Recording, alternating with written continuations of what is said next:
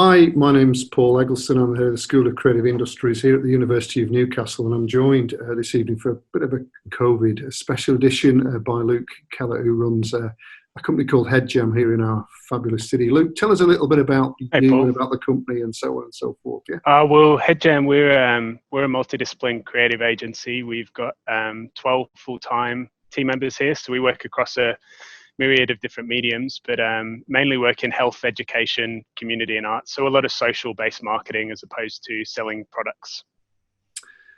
Okay, so inevitably the next question comes down to how are you coping in the current COVID crisis? Yeah, look, I think the current crisis has been challenging for everybody. I think couple of things there. Small business across the board has probably been hit the most. So that's not just us, but that's our clients.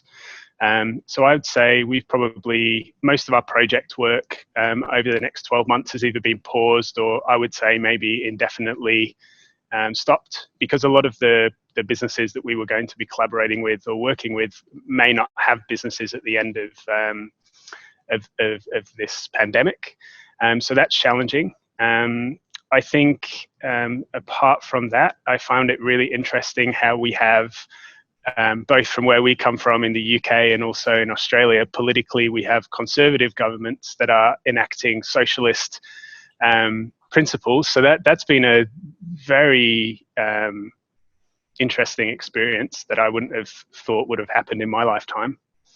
It is incredible, isn't it? So we're both obviously keep an eye on what's happening over the pond in our own former home of the UK, and was ruminating with a colleague that Boris Johnson, Prime Minister, and we wish him a speedy recovery, of course, from his current situation, but managed to deliver Jeremy Corbyn's agenda in about 2 weeks, actually. Yeah, so absolutely. It's really, really strange times, unprecedented times, and yeah, you're right. Small and medium enterprises are they make up the bulk of the creative industry sector anyway, but they also rely on, as you just said, other small and medium enterprises quite often to give them that work. You just describe at the moment your sort of typical day now that you're in a sort of limbo land. What's the office like now? Well, the office is very quiet. I mean, I think businesses like ours, and obviously, colleagues such as yourselves and people at the university, we're all relatively well set up to work remotely. Like that's one of the strengths, I'd say, of like our type of business. The challenge is that a lot of our clients or a lot of our service providers, they're not set up. So we can pretty much work business as usual within reason remotely. So I guess, I mean, at the moment, I've got an 18-month-old son. So me and Sarah, who's also my wife and business partner, along with Mike Preston, we're tag teaming. So we're doing 8-hour days alternate. So I'll do the morning shift with Jude and she'll come in and crack on with some work, and then we'll kind of do a bit of a tag team. So that's been different. And been basically no daycare at the moment. But I think, we're relatively in a good position. I've got a lot of friends that are in the circus performing arts space, artists themselves. And, the whole system at the moment has forgotten those individuals and those sole traders. And I think as a business, we're actually relatively privileged that, we've obviously had a hard time, and my main focus is in keeping our 12 team members together, which we're absolutely resolute on doing throughout this. But I think those sole traders, the performing arts, the creative industries and that side of the field, it's really in a tough time.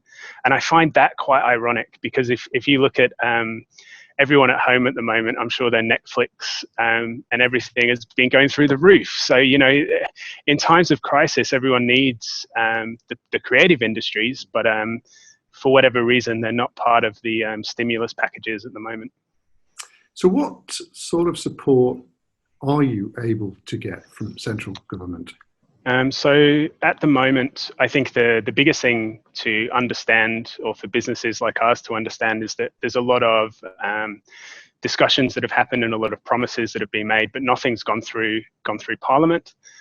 So I believe the stimulus packages that have been announced for businesses in terms of the JobKeeper component that's in Parliament at the moment as we're doing this chat.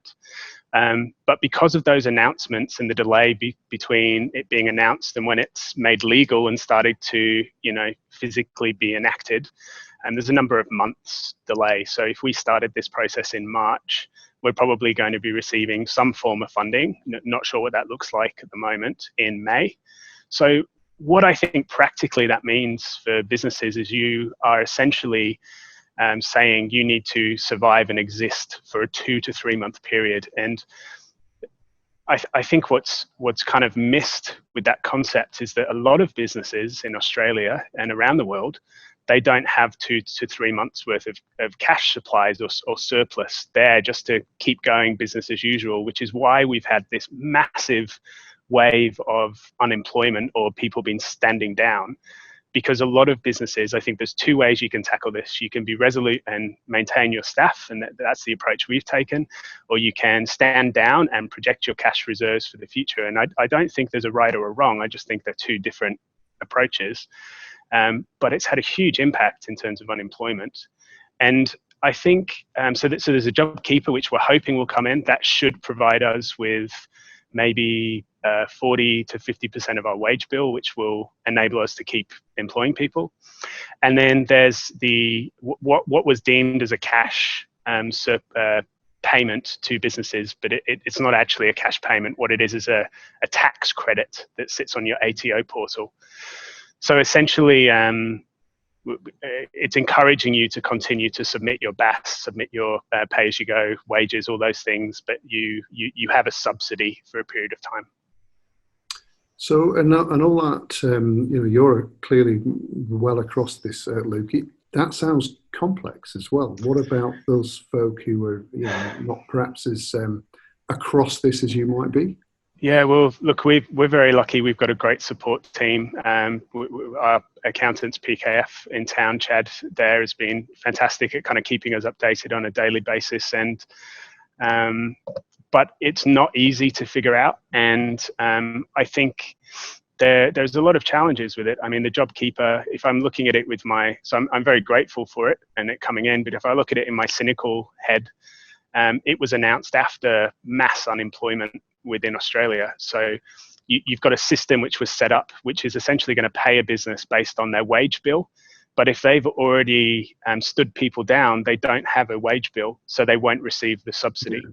So I think the best advice we've been given is to maintain as much normality as we can with our wage bill, whatever's possible, because then that will increase the subsidy that you are provided. But I think the ATO, to their credit, are doing a lot of good things. Like you can physically speak to them on the phone, talk to them about, all these different stuff. So they've obviously been pivoting, trying to figure this out really quickly. And the resources have been good. But I think it's more the uncertainty. I think in a week or so's time, we might know exactly when payments are going to be made. Yeah, good. That probably can't come soon enough for most businesses. But there's a really good, strong network of creative businesses like yours across Newcastle and the wider Hunter region. Have you found that you've been comparing notes with each other? Are you supporting each other at all in this kind of? Yeah, look, that's a good question. We have good relationships with most agencies locally. A lot of the people in my equivalent position, we've talked and chatted. People have had different approaches to this in terms of how they're going to challenge it. And again, there's no rule book for this situation, so everyone's doing their best. But I think we're at a real interesting crossroads with the creative industry. I don't think it's going to really resemble itself after this in terms of how it has been operating. I think probably more so psychologically, people's opinions of it, because I think it has been perceived as quite a glamorous profession and quite a cool thing to get into. And I think this type of incident, I think, is probably going to reduce that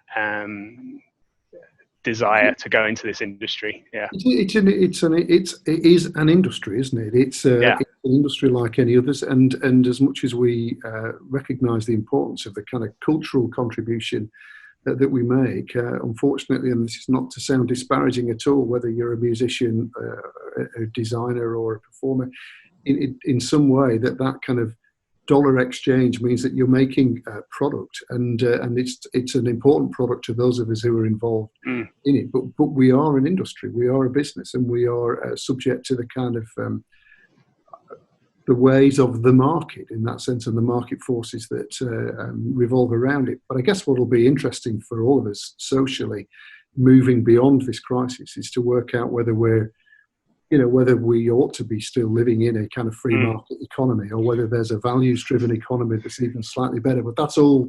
That's a whole other series, I guess. No, and you're right. And I think, I mean, we share very similar viewpoints on that. I think if one good thing can come out of this, the pandemic and everything that's going on, it is probably more care from a government level and a financial level down to the individual. And I read an article the other day around Spain considering, or in the process of actually implementing, a living wage past COVID-19. So I really do hope that these things do take effect, because I think, the challenge, if we just look at it from the creative industry, is everyone wants to have access to what the creative industries provide. I mean, everyone interacts with it on a daily basis, like we talked about with a simple thing as Netflix or whatever it might be. But very rarely do people appreciate or want to pay for that in exchange. So I hope there is an acknowledgement or understanding, and that something does come in particularly for those sole traders and those performers that right now are probably doing it far tougher than me and you in that capacity. Yeah, well, thanks, Luke. Thanks for joining me on this brief conversation. And I think the information and the advice you've given about how you're managing it from your perspective within your company, I think others who may not be considering taking up one or two of those benefits probably ought to look seriously at doing that. And you're right. I think the new normal will be whatever the new normal is post COVID-19. But there will be a creative and a cultural sector, but like every other sector across the economy, it's probably going to look different. But thanks for your time. That's all right. My pleasure. Your wife and family, and look after yourselves and look after each other. And I hope we'll speak again soon. Yep. Thanks, Paul. Cheers, mate. Yeah. Bye.